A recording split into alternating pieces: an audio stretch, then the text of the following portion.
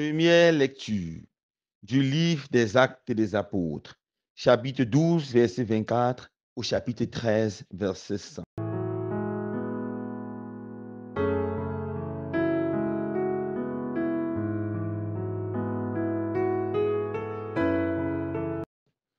En ces jours-là, la parole de Dieu était féconde et se multipliait.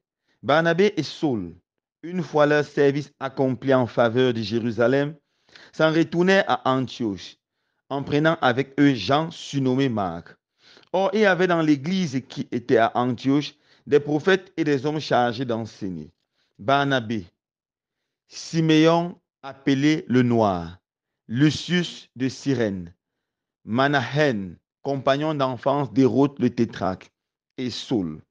Un jour qu'ils célébraient le culte du Seigneur et qu'ils jeûnaient, l'Esprit Saint leur dit, mettez à part pour moi Barnabé et Saul en vue de l'œuvre à laquelle je les ai appelés. Alors, après avoir jeûné et prié et leur avoir imposé les mains, ils les laissèrent partir. Eux donc, envoyés par l'Esprit Saint, descendirent à Séleucus et de là s'embarquèrent pour Chypre. Arrivés à Salami, ils annonçèrent la parole de Dieu dans les synagogues des Juifs. Ils avaient Jean-Marc comme auxiliaire. Parole du Seigneur. Nous rendons grâce à Dieu.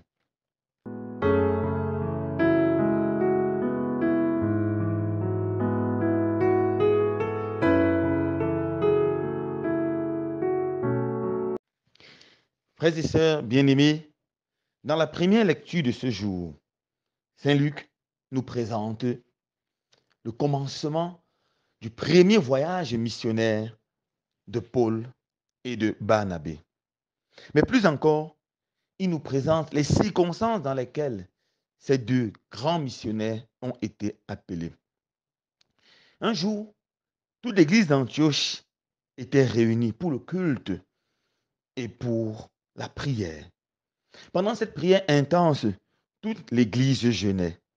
C'est dans cette atmosphère de prière, de jeûne, de pénitence que l'Esprit Saint leur parle et leur dit, mettez à part pour moi Barnabé et Saul en vue de l'œuvre à laquelle je les ai appelés.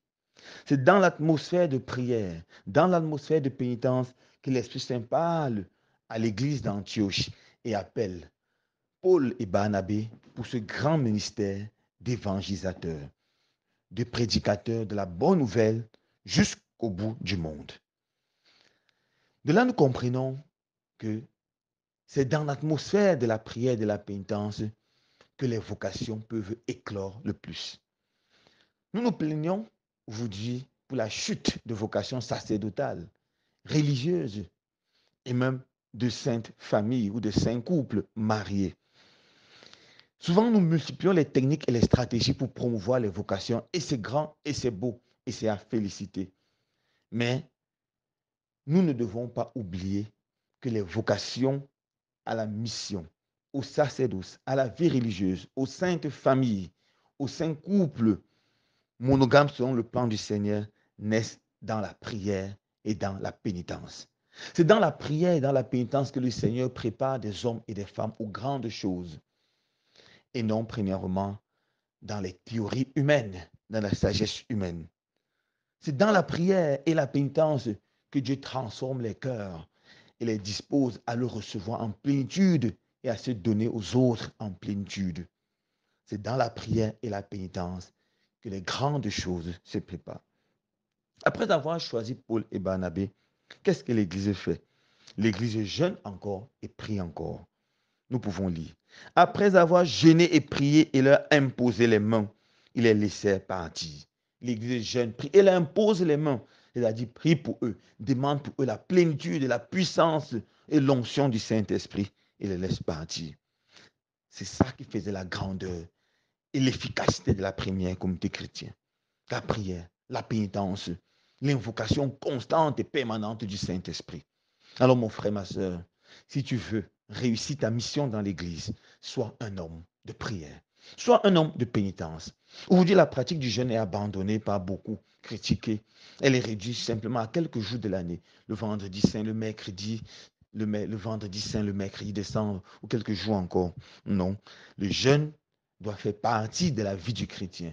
Car tout ce qu'on refuse à notre corps, on le donne à notre âme, comme disait Saint Augustin. Et le jeûne nous donne la force de nous élever spirituellement. Et le jeûne nous donne également la force d'être puissant dans la prière. Le jeûne et la prière ont une efficacité extraordinaire. Mes frères et sœurs, en ce moment, je vous invite à jeûner et à prier afin que le Seigneur bénisse nos actions. En ce moment où beaucoup de personnes, les citoyens au Cameroun, sont appelés à s'inscrire sur les listes électorales, c'est beau. Inscrivons-nous massivement, massivement. Mais prions aussi, mes frères et sœurs, jeûnons aussi pour notre pays et pour tous les citoyens, afin qu'ils sentent en eux ce désir fort de s'inscrire vraiment sur ces listes électorales, d'accomplir leur devoir au moment opportun, leur devoir citoyen, et surtout de voter selon leur conscience. Que la prière et le jeûne nous aident à atteindre ce haut niveau de sainteté que le Seigneur nous veut, et surtout nous aident à travailler afin que beaucoup d'autres ouvriers se joignent à sa moisson. Loué soit Jésus-Christ.